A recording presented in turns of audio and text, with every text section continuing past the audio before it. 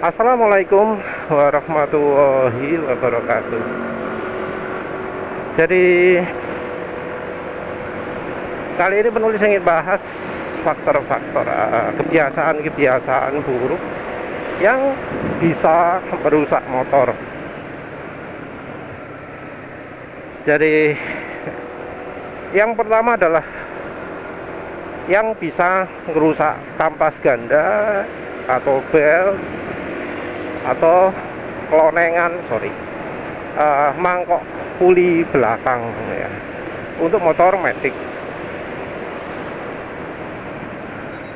Jadi wah, kok banjir ya. Jadi yang sering terjadi pada belt itu adalah molor. Terus kalau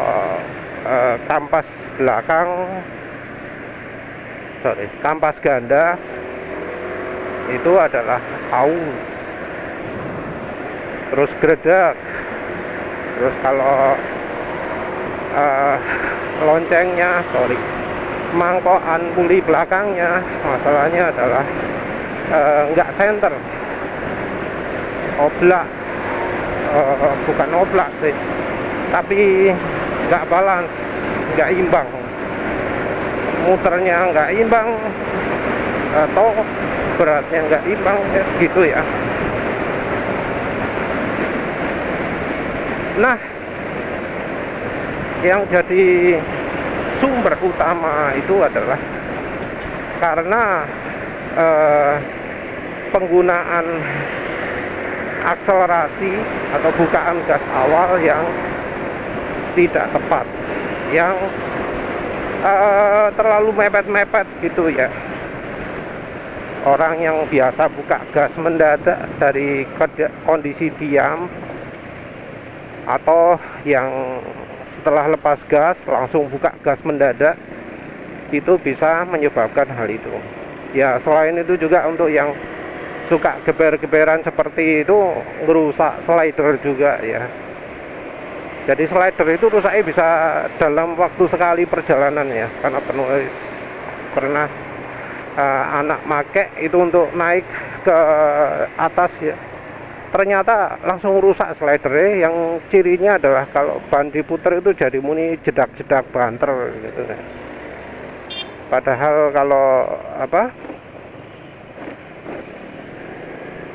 kalau normalnya nggak sampai gitu. Setelah dipakai anak sekali ya, bawa ke puncak mana, perjalanan berapa ya, 300 km, langsung jadi jedak-jedak ya. Tapi itu ya nggak secepat itu merusak kampas ganda dan rumahnya. Yang terutama adalah ketika kondisi habis ganti kampas ganda, atau kondisi masih baru, atau habis ganti lonceng gitu ya, itu bisa terjadi seperti itu. Apalagi kalau pas misalnya pakai aftermarket dan ternyata antara permukaan kampas ganda dan rumah koplingnya, mangkokan puli belakangnya itu nggak pas, nggak klop permukaannya. Itu bisa terjadi juga seperti itu. Jadi pertama kali punya motor baru, jangan buka-bukaan gaspol. Kalau kondisi awal, habis lepas gas juga ngegas lagi itu dikit banget ya, mungkin 1/8, mungkin 1/16 atau 1/10 bukaan gas ya. Jadi cuma gitu ya, dereng gitu ya, nggak sampai gitu ya, cuma gitu ya. Ya jangan, kalau motor matic ini ya. Tentu ada juga yang kebiasaan sangat merusak, seperti misalnya kalau biasa pakai rem untuk mengatur kecepatan. Jadi mungkin ya pernah lihat ada yang remnya itu, lampu remnya nyala terus gitu ya, terus kelihatan tuas rem diteken. Nah itu bukan bukan sedang praktek ready tuas jari di safety riding jari di tuas rem, enggak ya. Orang yang lampu remnya nyala gitu ya, seringkali adalah untuk mengatur kecepatan. Jadi gas dibuat konstan, mengatur kecepatannya pakai rem. Ada yang seperti itu. Selain dari kampas rem cepat habis, nah itu tadi kampas gandanya cepat habis.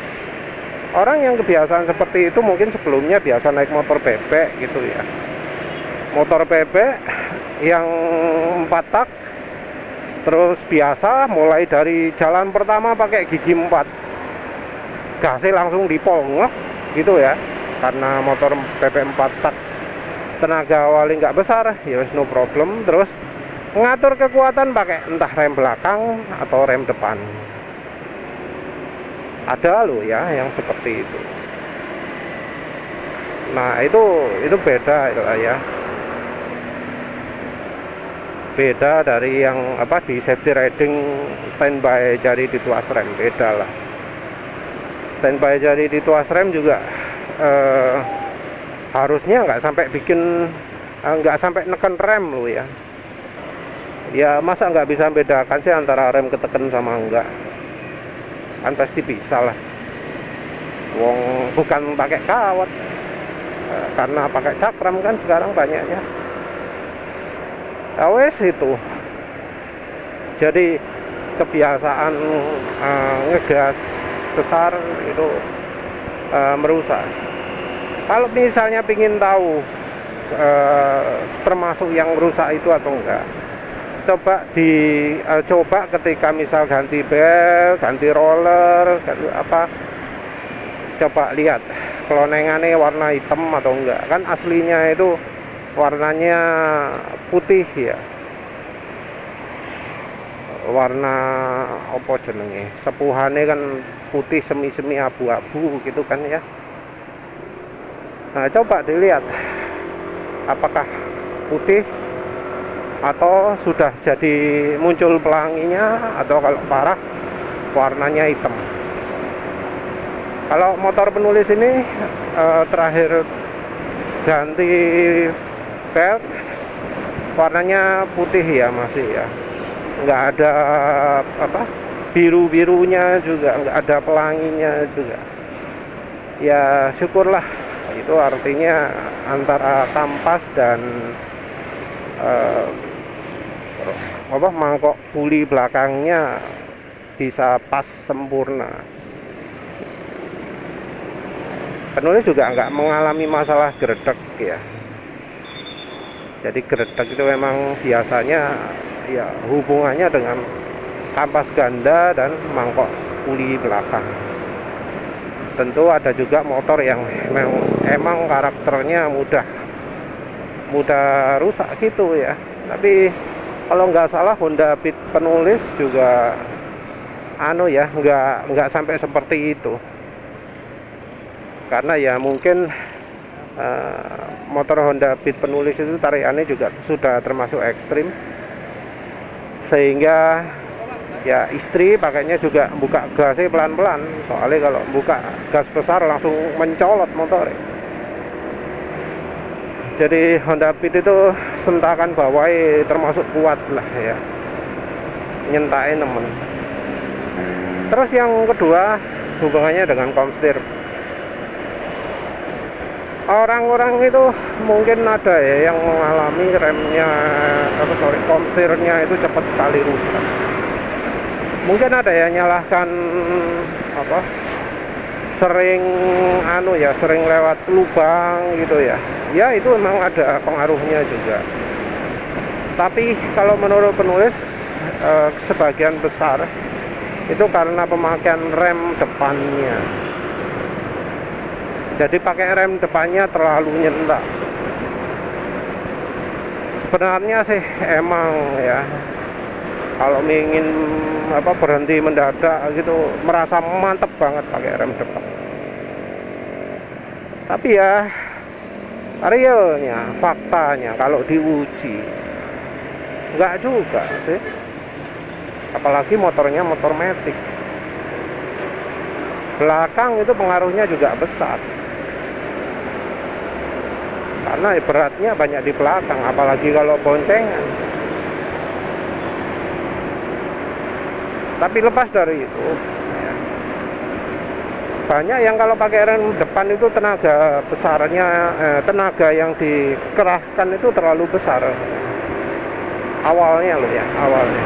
Jadi membuat motor yang asalnya bergerak ke belakang, terus tahu-tahu jadi nyentak ke depan. Yang kena ya bearing depannya, komstirnya. Jadi komstir cepat rusak itu ya pengaruh dari penggunaan rem depan juga. Nah, untuk bisa lebih awetnya baiknya pakai rem belakang. Rem belakang untuk awali, terus nanti kalau pas butuh seperempat detik kemudian pakai rem depan, awali pelan dulu, terus makin lama makin kuat. Jangan langsung mak jedek gitu ya, karena itu akan sangat mempengaruhi kemampuannya, menguji kemampuan dari bearing komstirnya. Selain dengan itu adalah kebiasaan nabrak polisi tidur. Nabrak polisi tidur tentu juga menguji komstir, tapi yang lebih kena adalah suspensi. Kalau suspensi depan termasuk aman ya, no problem, karena bisa diganti olinya, sealnya juga bisa diganti. Yang problem adalah yang belakang. Yang belakang ini dibanding yang depan kualitasnya jauh lebih rendah. Suspensi orisinil bawaan motor itu kalau yang buatan KYB, buatan Showa yang sekarang yang dipasang di motor, itu kualitasnya rendah sekali ya. Penulis pernah yang Honda Beat itu dibelikan punyanya Honda Beat yang baru kalau nggak salah, atau punya Scoopy, lupa. Nggak sampai seminggu ya, itu wis kerasa mulai mundur. 2 minggu wis rasanya wis gak enak, sebulan wis gak layak pakai. Padahal itu dipakai istri yang tiap harinya paling cuma 4 kilo, maksimum 10 kilo lah wis. Anggap rata-rata 4 kilo lah. Sehari 4 kiloan rusak, parah lah wis.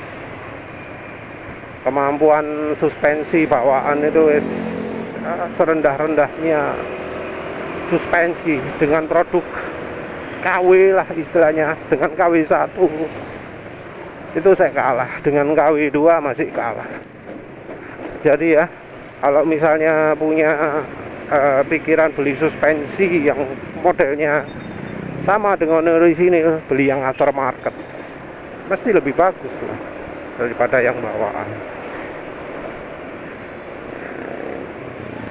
Tapi ya itu ya, nerjang polisi tidur itu akan sangat merusak suspensi. Walau itu suspensi mahal ya, suspensi misalnya kayak ISS gitu. Karena ya contohnya ya, penulis istri kan kadang kalau lagi telat jemput anak, ngebut ya nabrak polisi tidur. Polisi tidurnya juga agak ekstrim ya, jedak gitu ya, hasilnya jeprot, muncrat semua olinya kelihatan gitu. Itu merek ISS ya, umur setahunan gitu. Jadi ISS setahunan digebrek, dibuat genjot polisi tidur, ya cepet rusak lah. Apalagi kalau bawaan wis makin nggak umur lagi. Kalau nggak dibuat gajar polisi tidur, ya ini kayak punyanya penulis nih, 35 km, 35.000 km masih utuh ya.